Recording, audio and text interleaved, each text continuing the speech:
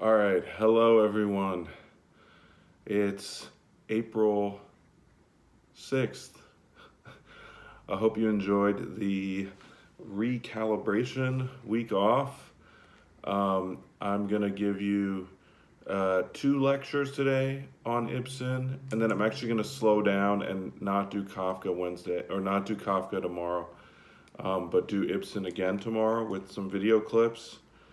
uh, Two lectures after this first intro one. So I want to go over a few things right now. The first thing is this, your midterm. And you notice I have my handy dandy new whiteboard. Hopefully you can see it okay, but maybe this is a work in progress like everything else I'm doing. Um, so midterm and then upcoming schedule. I sent you a few emails uh, that we're supposed to clarify things. We are not meeting this Wednesday, but we are meeting tomorrow.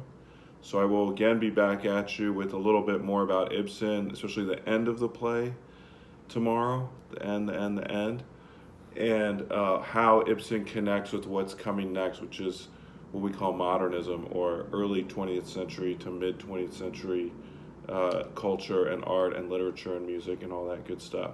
Okay, so, but let's just talk about the midterm, which is still due on is now due on, let me get this right, just so I'm not off in my announcements here. The midterm is now due April 16th. April 16th.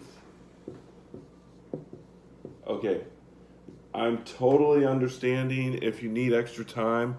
The bottom line for me is you need to give me, if you haven't yet, there's just a few of you, the Candide essay. Don't feel ashamed, just do it. Put it online, put it on Blackboard. You need to give me that, you need to give me the midterm, and you need to give me the final exam questions by about the middle to end of May, like April 18th, 19th.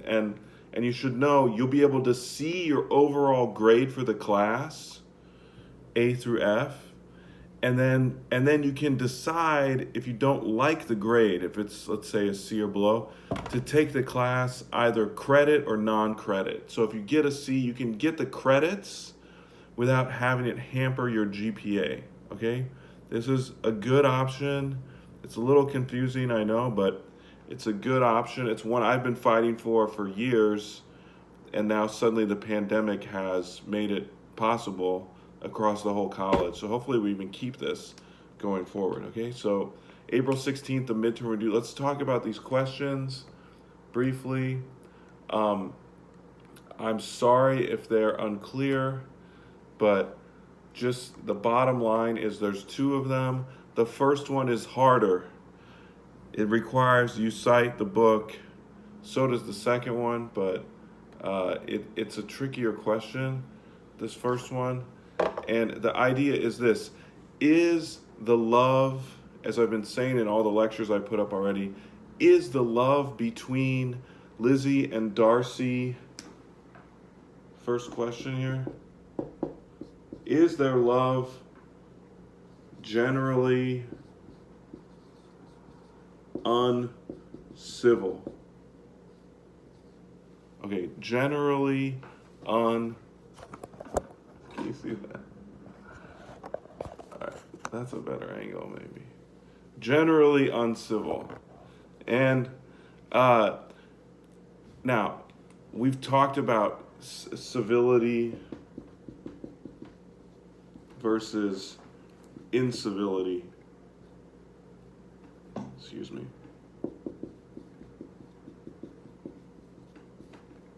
And we tend to think of this as good and this is bad. This means rude and so on, okay? But what I'm telling you is no, this can be good. It means you are familiar with someone. Your friend. Civility is boring. It's for strangers. Hello, how are you? Nice to meet you. oh yes, this is what I do for a living. This is what neighborhood I'm from. These kinds of simple, sort of formal manners. Okay, and civility is not that. Civility can, or incivility can mean, or being uncivil can mean that you're familiar with someone, you're playful with them, you're friendly. You are, in the case of Lizzie and Darcy, ultimately in love with them. Okay? So just keep that in mind. And my answer, if I was writing the answer to this question, would be yes, their love is fundamentally uncivil because she does not respect his rank. She acts towards him as if they are equals, and he loves her for that. Okay, so that's something to keep in mind. Is there love and civil? And I've gone over different chapters in the book in my previous lectures. Just rewatch the lectures. I'm pointing you towards parts you can cite in your essay. The ending is key. The ending, the last 3 paragraphs of the whole book are a key part to look at, okay, for this question. And my answer, if I was writing, would be yes. Although it changes over time and they go from not liking each other very much to being in love, overall, consistently throughout, they are never merely civil with each other. He's rude, he offends her, and then she takes it upon herself to offend him back. And he's like, who is this girl? This is interesting. She's cool. She doesn't give a shit about what I think. Okay, so it's that famous idea that their love is generally uncivil. It makes the book such a masterpiece, so entertaining. Now, the second question is sort of related, but it's a what if, okay? So that's the first question. Got my eraser next to Amazon here. Okay, the second question now. Whoa, easy there. All right, second question. Second question.